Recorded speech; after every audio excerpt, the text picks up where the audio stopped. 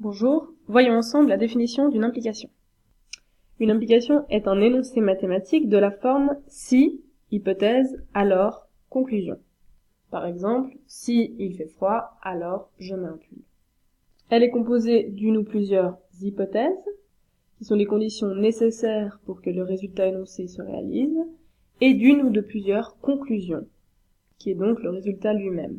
Dans notre exemple, les hypothèses seraient « il fait froid » et la conclusion serait « alors je mets un pull ». On note plus simplement une implication sur la forme hypothèse, flèche, qui représente le mot implique ou alors conclusion. On lit hypothèse, implique, conclusion. Voici donc comment serait retranscrit la phrase prise en exemple. Il fait froid implique je mets un pull. Voyons ensemble quelques exemples mathématiques. Le théorème de Pythagore. Si ABC est un triangle rectangle en C, alors AB carré égale BC carré plus AC carré. On peut écrire le théorème AB est un triangle rectangle en C, implique, flèche, AB carré égale BC carré plus AC carré. Ici, l'hypothèse est ABC est un triangle rectangle en C, et la conclusion est AB carré égale BC carré plus AC carré. Le deuxième exemple est la conjecture de Goldbach. Si n est un nombre pair différent de 2, alors n est la somme de deux nombres premiers. Dans ce cas, n est un nombre pair différent de 2 serait l'hypothèse, et n est la somme de deux nombres premiers serait la conclusion.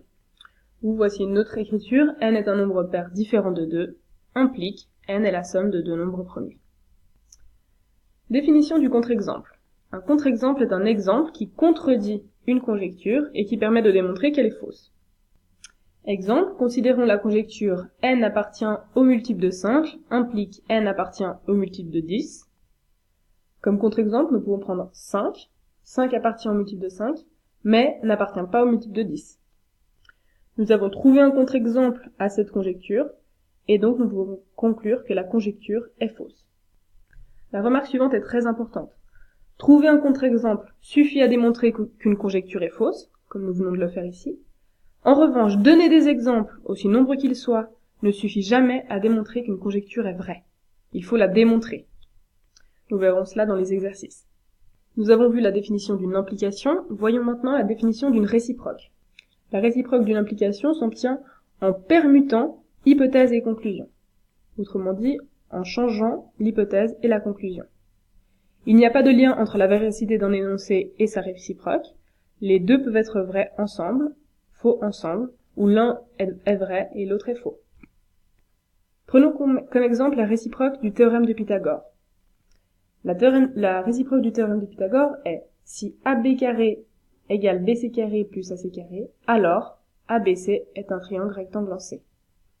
La conclusion précédente devient donc l'hypothèse, et l'hypothèse précédente devient la conclusion.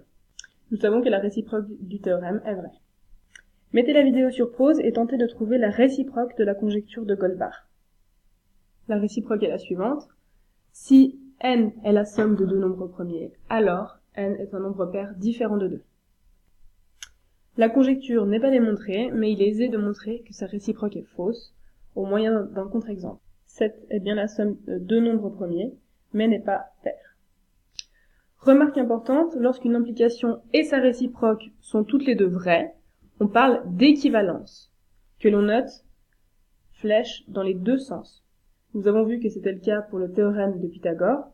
Nous pouvons donc écrire soit ABC un triangle, alors on a ABC est rectangle en C, si et seulement si, AB carré égale BC carré plus AC carré. La double flèche se lit donc si et seulement si. La vidéo est terminée, je vous dis à bientôt.